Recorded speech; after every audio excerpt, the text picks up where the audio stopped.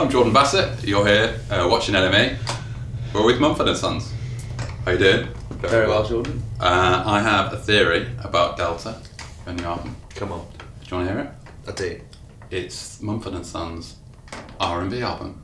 I like that theory. Ooh. Discuss. Well spotted. A little bit. R&B, what kind of R&B? Like sort of like slinky. Slinky. It's sort of slinky. 90s R&B? Or what does slinky R&B mean? I don't know what that means. Alright, this theory doesn't hold up to much scrutiny. No, it might do. I'm thinking, alright, specifically I'm thinking of the track Woman, Mm-hmm. which is sort of very, very slinky. It's sort of like, it's like the Arctic Monkeys interpretation of R&B on AM. You know, it's like very bassy and very understated. I think there's a lot of more pop in... I'd call it R&B. You'd call I'd it agree R&B? with Jordan. You would? I would. We listened to a lot of J. Paul making this record. Really? A lot. Like every morning for the first few weeks I'd come in and listen to Jasmine. It's really loud. Because Paul Wentworth's studio has, I think, the best listening setup in the world. Okay. And just, you can sit there, this beautiful old Neve Class A desk, and you put your arms on the leather and you listen to, I think, the best tuned speakers in the world. And it's this big, like, vaulted ceiling, old church room, and you can be there on your own, turn up as loud as you want. He doesn't care. I mean, we blew out so many speakers on this record. And yeah, and I think we quite enjoyed listening to, I mean, we listened to like quite a lot of Kevin Garrett recently, who's very R&B. And first record I ever bought was Miseducation of Lauryn Hill. Always loved it. Wow, great. So, but we've never really tried our hands at it, and we've never really felt like it's our thing, but we brought in some of those influences, and I guess you can hear them. So why You can. You can, I did. Exhibit A. But why did it take 4 albums for those influences to Really good come question. through? I know the answer. Do you know the answer? There will be scored at the end of Well, that.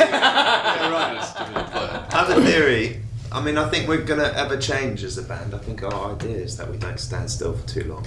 When we first started, we had acoustic instruments in our hands. What we were talking about earlier, it was kind of a community of musicians in London that we kind of grew up in, who were all playing acoustic music at the time. We really enjoyed it, and then we went on tour with those instruments for basically 6 years straight and wrote everything on them. We didn't have space in the van for other stuff. Right. So effectively, Sign No More and Babel we wrote with those instruments in our hands, and then we took a break and wrote Wild and Mine on the instruments we'd had in our hands as teenagers and enjoyed that.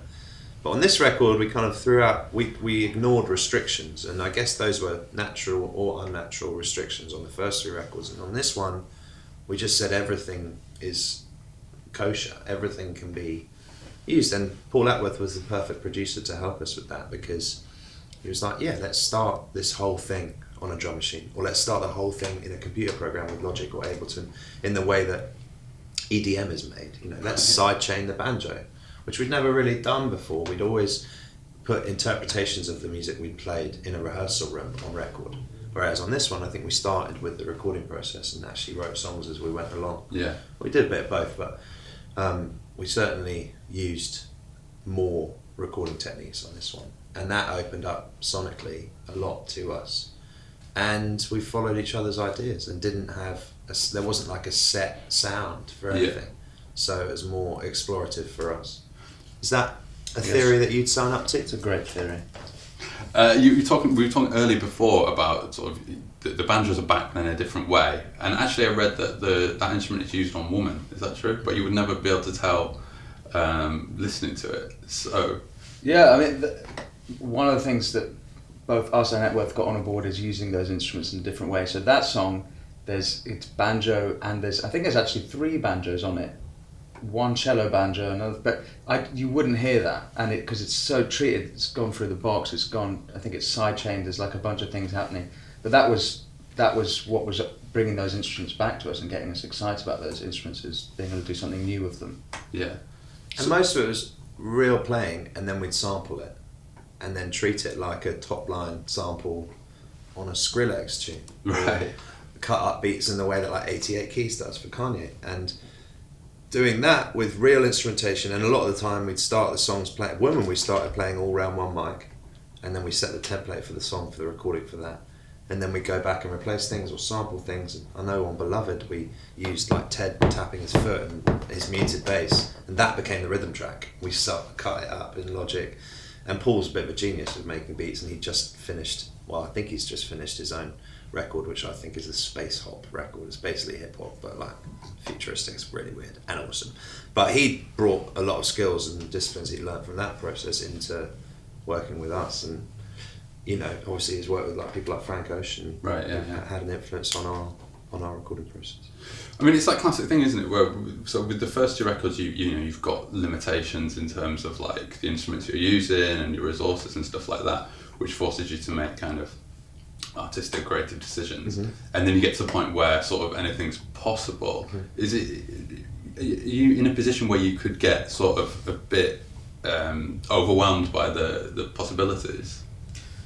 Definitely, and that's, for me, Epworth played the role in the studio of guiding us and making sure that it kind of was vaguely cohesive. Although I'm not sure, one of the reasons I'm quite proud of this, or very proud of this album, is that there is so much variety. Yeah. You've got songs like the R&B influence, like you described earlier, and a song like If I Say, which has got orchestral, like strings behind it, and then there's everything in between, and then there's some more old folky stuff, and there's a bit of rock stuff. It's like, I'm very proud of that variety.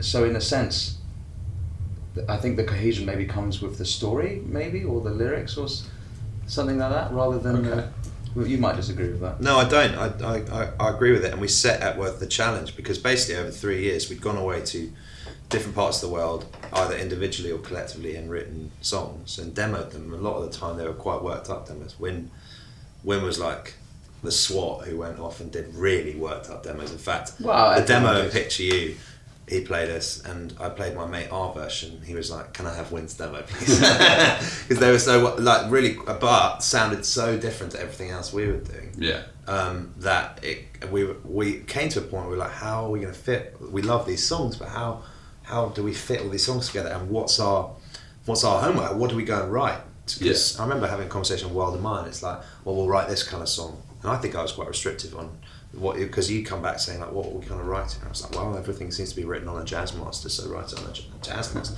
But we threw that out the window on this one and set Paul Epworth the challenge and just said, how can we get all these songs under the same umbrella? And what we did was strip them all back, took all the production away, because sometimes good production can hide a bad song quite well. So we stripped all the production away. Right. We did what we call campfire tests, where we did them all 35 songs, just acoustic guitar and vocal, or piano and vocal. And if they stood up there in that environment, then we felt they were worth pursuing in terms of production. Right. So then we listened to them all back. It's quite boring, and helped us judge which songs to work on. So you talked about like a unifying theme going through the record. From your point of view, what is that? What is that thread that pieces it all together? I mean, it's abstract, and forgive me, it's a bit corny, but I think what we had one day, maybe a month into recording or something, and Marcus came in. I think he had quite long journeys to the studio. Crouchhead's fucking miles away. And he came in with this Eureka Moment. I think we should call it Delta, and went into the various details, and for several reasons that really encapsulates all of the things that the album is about and contains a little bit, but that's many things. Okay. So there's not a simple Delta. There's not a singular theme.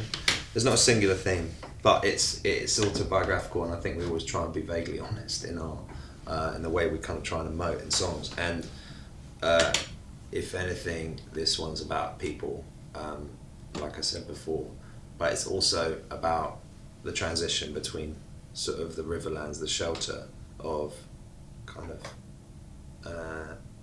I guess adolescence, into more the wild of more experience in life. So I mean, you know, personally I've been in the labour ward twice and the deathbed once since Wilder Mind came out, and they both felt like the fucking wild to me, and I hadn't experienced those things before. So, you know, I think being at home more and experiencing our friends and family's lives a bit more and seeing a bit more of it, and various other things that happened in all of our lives, just more experience. So yeah, that's not a singular theme. Yeah. And you've mentioned like sonically, it's very diverse. You mentioned this sort of like orchestral moments, the spoken word moment. Could you tell me about the spoken word moment on the track Darkness? Visible. Invisible, yes. I was going to say invisible. Mm-hmm. Thank you. So yes, could you tell us a little bit about that? We have a friend called Gil Landry who used to be in a band called Old Crow Medicine Show, but also is a great musician in his own right. And he's in the sort of Townes Van Zandt type. He's a like American migratory beast. He kind of just constantly roaming the States and the world, but he's accumulated over 40 years these incredible stories. He's this great raconteur, and each of us individually would just go and sit with him and he'll just talk, and it's just one of the great pleasures in life. So with that in mind, And an unbelievable speaking voice. Unbelievable speaking voice, as you can hear. Sure. And so we had Picture You when that came in. That somehow, I don't really remember how, but that sparked a sort of improvisation that lasted maybe half an hour, which Ben had some chords that worked in it. So Picture You turned from 3 minutes into 20 minutes, which was stand out, and then we had to bring that down a bit. But trying to make sense of that was a struggle, and then this idea of having Gil recite what he's reciting, which is tied in with the lyrics of the previous song. There's a book called Darkness Visible by William Styron, which was one of the influences on Picture You, and it all tied in, and I remember made a lot of sense. I was in my studio that night and it was really late. It was like 2 a.m, and Wim had stayed in Paul's studio late with Gil, and we'd done that instrumental track, and it was really weird and quite hellish, and I guess none of us when we were doing it, because it was all improvised, imagined that it would end up on the record, but we didn't quite have a way to fit it. We kind of liked the idea, but we couldn't fit it in. And then Win sent me Gil's spoken word thing on top, and I think I remember you saying it was a risk. As a gag. It was sort of like, it wasn't a gag. It was like, this isn't going to get by the lads, Right. but it might. I think you hid it with a text message that was like, this is kind of dumb, Yeah. turn it up really loud. And I listened to it in my studio and thought like, yes, now Right, it makes okay. sense to me. It was 12 minutes long, so it needed some editing, Right. but it was wicked. So is that the tone of recording this album, kind of anything go? Yeah, it was. Yeah, and it also, and Marcus has made this point well before in other interviews, that it's not our first album, and we know it's not our last album, so we feel a freedom to do things like that, do like 3 or 4 minute no vocal pieces, and I think hopefully we can explore that more in the future. I think that's something we're really excited about. Yeah. Brilliant. And Maggie Rogers as well. Yeah, Please yeah. talk to me about her contribution to the record and what it is about her music that really works for you. She feels like kindred spirit, she has the same attitude towards touring and I think music that we do. We called her up 5 days before we did a trip to Senegal to go and play in Baba Maal's hometown in Podor, which is a 12-hour drive from Dakar, the capital. Long way to go. Called her up 5 days before the trip. Said, do you want to come? She was like, yeah. She was in Alaska. She was actually in Alaska. Right. And she went and got her injections, jumped on a plane and came. And yeah, it just feels like a kindred. She's unbelievably talented, obviously. We've all loved her music for a long time, since that first like kind of viral moment with Pharrell on that song Alaska. But yeah, and then she came by the studio. She sung beautifully on a bunch of songs, as did Yeba as well. She came by. She sings on October Skies really beautifully. She kind of transformed that song actually. Yeah, Gil's on there. Our friend Mamadou Sarr, who's a Senegalese percussionist, came and plays on songs like Rose of Sharon. He's Baba Maal's percussionist, but he's just an amazing man and one of our dear friends. So it felt more collaborative this one. It sort of represents our attitude towards live music more than any of the other records. Like people jump up, Right, play, yeah. and then leave again, and we're left on stage, and then someone else jumps up and plays and then leaves again. So I think we, in the past, have been a bit more protective of just us playing on the record. On this one, we're a bit more relaxed. Yeah. And I think that comes from a place of security, in the same way that like following each other's ideas, going down rabbit holes like Darkness Visible. Right, yeah. We trust each other more, and we feel more kind of creatively free, relaxed, and therefore free. Yeah. Yeah, because it's not our last record, so we take some more risks. You know? It's interesting, like looking at the sort of like chronological gap between the records, there's actually, in terms of time, there's not that much difference between this and Wilder Mind, and when you were sort of like took a little bit of a break between the second and the third record. Mm-hmm. So what was different this time? I think that there's about 3 years between each album, but I think that's coincidental a little bit. I think we put out Johannesburg in between this album and Wilder Mind, which took quite a lot of artistic, that was quite a big project for us, and also the engineers, because that was a bit of a difficult one to record in Johannesburg. But and we've all been doing our own thing apart, and both artistically and just other life I shit. feel like we did way more writing for this record. We wrote a lot. We never showed up with like 38 songs for a record. Right. So, and good songs are not on the record. and then we ended up recording like 30 of them and not finishing all 30. We finished 14 and we put them on the album. Right, yeah. But we're going back in February to try and finish some more. So Amazing. I think we feel like we've allowed ourselves a bit more time to write this time around. Okay, so you're going back in February, so there could be... Yeah, we sort of feel inspired to keep going. We're doing it with Paul. Kind of know what we want, and we feel like it's a fertile time, you know. Yeah. So what do you want from album 5? Some of these songs, I really love these. I really love these next songs. They're not finished, so I think we sort of finished the ones that felt like they belonged on Delta. Yeah. And they felt like a family of songs. And actually, up until a couple of weeks before having to decide on the track listing, we swapped a couple out because it felt like a body of work. Right. But the next one we haven't finished, but there's a really sick song with Maggie on there. There's a couple that are a bit more experimental, and there's a couple that are a bit more poppy, and yeah, I'm excited about them. All right. Final question on this: what are you? Which track from the album did you pick one each that you're most looking forward to, sort of playing live and taking out? A lot. I mean, I'm excited about all of them, but also very nervous about all of them because we did not think about how we were going to play these live when we recorded them. So the one song's got 7 banjos laid on top of each other. I am both very excited and terrified about the idea. You know what? That's interesting. That's sort of like what you were talking about earlier with the first album. Of like you sort of didn't think about having to actually take these songs out and people hearing them and. Yeah, and also the different recording process we had where it wasn't like let's represent what we've written in a room, the 4 of us. Right. It was more like, right, we've started with this beat and now let's add this and let's add this, and we did it just in a really different way. But that meant that when it came to trying to figure out how to play them live, it's a fucking nightmare. To make mirror. I'm really excited to play Picture You. That's the one with all the banjos on it. Why is that? Could you like a challenge? No, because I really enjoy singing it.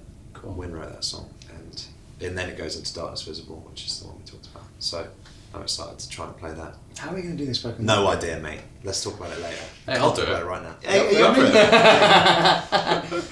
Darkness Visible. All right. Well, you've been watching NME, Mumford Sons. Catch me on stage with them very soon.